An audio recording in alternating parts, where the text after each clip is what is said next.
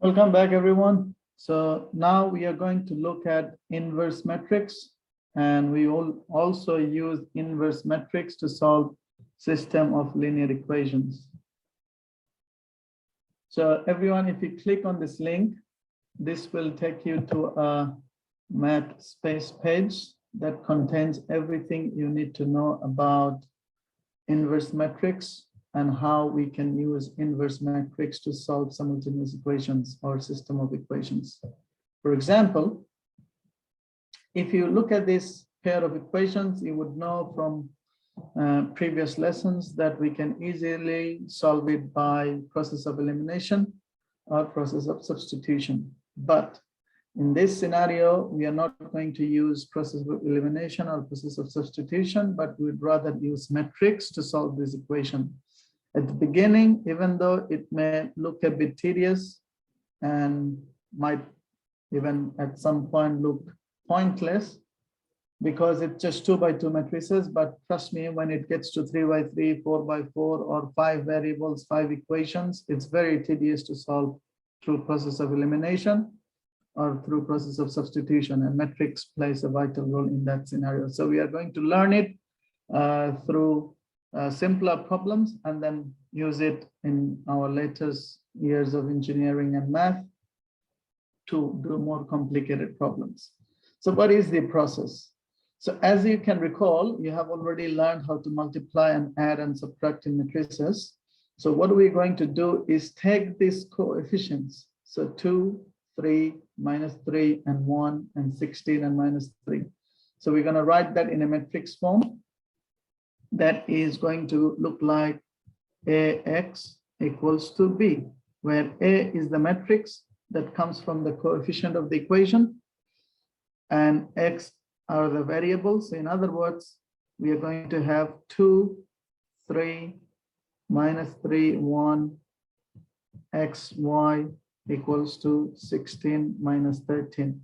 If you look carefully and if you recall matrix multiplication, the matrix multiplication works like this. So you multiply row of the first one, column of the second one.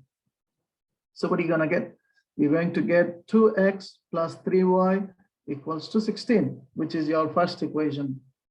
Similarly, minus 3x plus y is going to be minus 13. So you're going to get your second equation. So this is a new way of writing equation. That's all.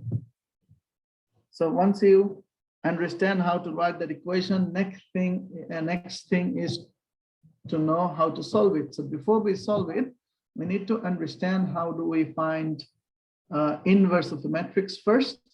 And before we find the inverse of matrix first, we need to understand what is determinant, and then find the inverse, and then know how to solve it. For example, look at this problem.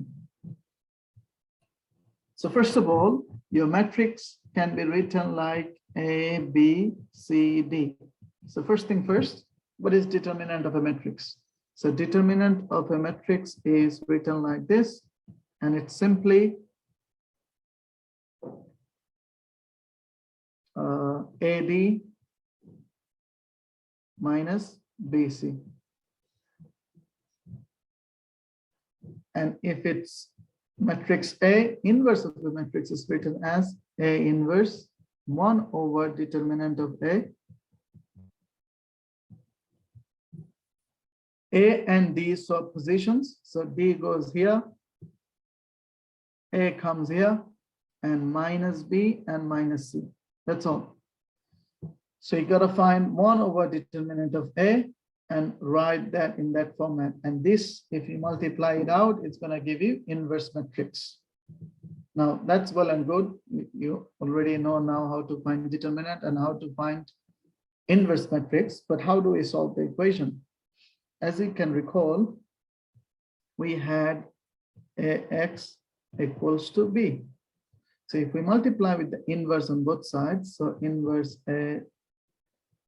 AX equals to A inverse B.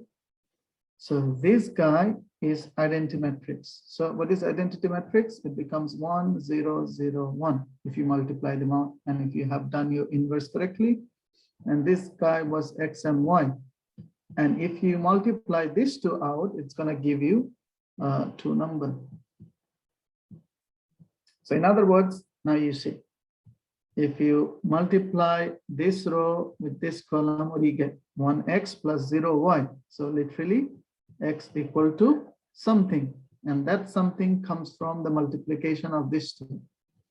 And then if you go to the second row with the blue color, you see 0 and 1. If you multiply, it becomes 0x plus y. So it becomes y equal to something. So that way you can find your solutions for x and y. And the multiplication pans out sometimes a bit tricky, but you will see if you follow this problem, I think most likely you will understand what's happening. If you do not understand, watch the video and then try to go through the problem again, do a practice problem. And then if you still can't understand how it's being solved, click on this Swivel solution. This will show you the solution. And then you can go ahead and try a few problems by yourself to get more comfortable. And when you think you're more comfortable on this topic, click on the questions and there will be plenty of questions for you to practice.